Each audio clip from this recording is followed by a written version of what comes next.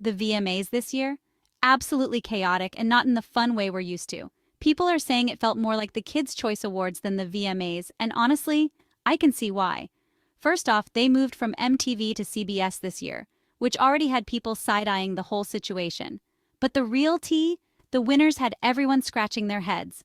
Let me run through some of the major winners really quick. Video of the Year went to Ariana Grande Best Collaboration, Lady Gaga and Bruno Mars. Best Album, Sabrina Carpenter for Short and Sweet Artist of the Year, Lady Gaga.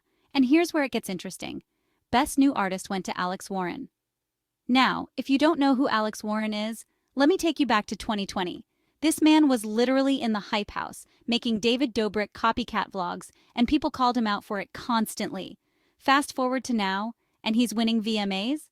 The glow-up is real, but the internet is divided.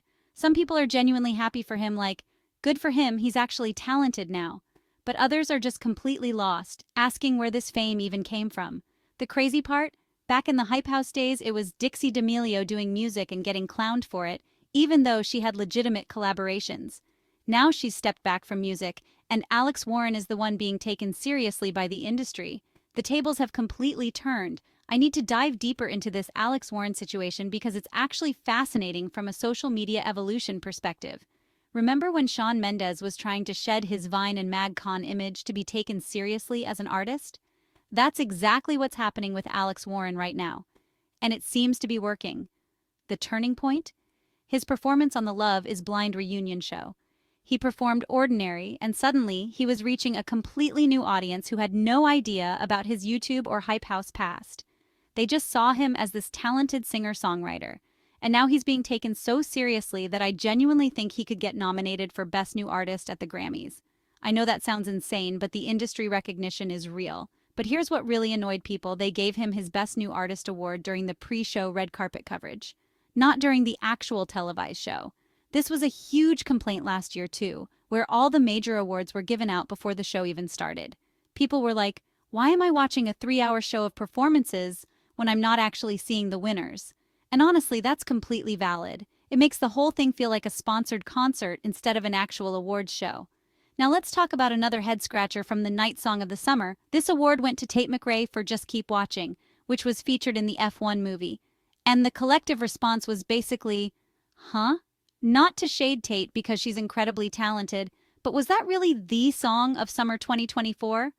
The comments were brutal, but honest. People were saying even her song Sports Car felt more like a song of the summer than this F1 movie track. It honestly felt like a promotional push for the movie, rather than recognizing what people were actually listening to all summer. There's been a lot of debate about whether there even was a definitive song of the summer this year, but from the nominations, there were definitely other songs that felt more representative of what was actually dominating playlists. This is part of what made people feel like the VMAs were out of touch this year. The winners didn't seem to reflect what was actually happening in music culture, which is supposed to be what the VMAs are all about. Now we need to address the Mariah Carey performance because this had people genuinely worried, not just throwing shade. Mariah was there to accept the Video Vanguard Award, which is amazing. She absolutely deserves that recognition. But when she performed, the internet immediately started asking if she was okay. The comments weren't mean-spirited dragging like we sometimes see. People were genuinely concerned. They were saying things like, Mariah be moving so slow, is she okay? And I ain't ever seen someone move like this on stage. There were also lip-syncing allegations, but again, most of the conversation was coming from a place of concern rather than criticism. People love Mariah, and they want her to be okay. One comment that made me laugh was, Mariah Carey is saving her energy for Christmas, which, you know what? Fair enough. Christmas is her season and we all know it. But it does highlight something important about award shows and aging performers. There's this expectation for artists to perform at the same energy level they did decades ago, which isn't always realistic or fair. Here's what really had people pressed about this year's VMAs. There was no big iconic moment. No chaos, no drama, no moment that's going to be talked about for years to come. Think about it, the VMAs used to give us moments. Miley's Bangers era performance, Britney with the Snake, Taylor and Kanye, Madonna kissing Britney and Christina. These were cultural moments that defined entire eras. This year, people were saying it looked more like a bad music festival than an awards show. The chaos was more like, why are these the winners? Rather than, OMG, did that just happen? As one comment perfectly put it, Today's kids will never understand the utter chaos of the VMAs. And that hit different because it's true. The VMAs used to be unpredictable and unhinged in the best way possible. I don't know if it's because it moved to CBS instead of MTV, or if award shows in general are just losing their cultural relevance, but something was definitely missing this year. Last year, we had Sabrina Carpenter kissing an alien on stage, weird but memorable. This year, nothing really went viral in that same way. But speaking of Sabrina Carpenter, I do want to highlight something beautiful that happened during her performance because this deserves recognition. Sabrina performed her new single Tears with rain effects very reminiscent of Britney's iconic rainy performances.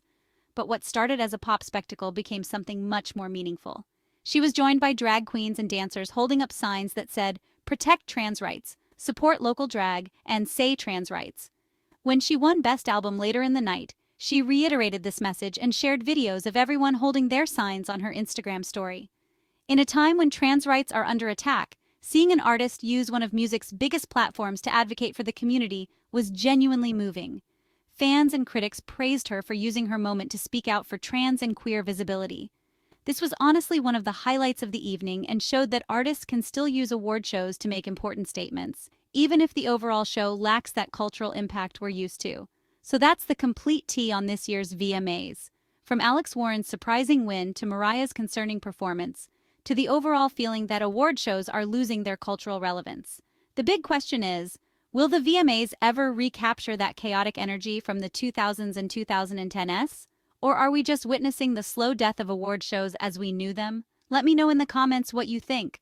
Were you watching the VMAs? What was your biggest surprise of the night? And do you think Alex Warren deserved that Best New Artist win?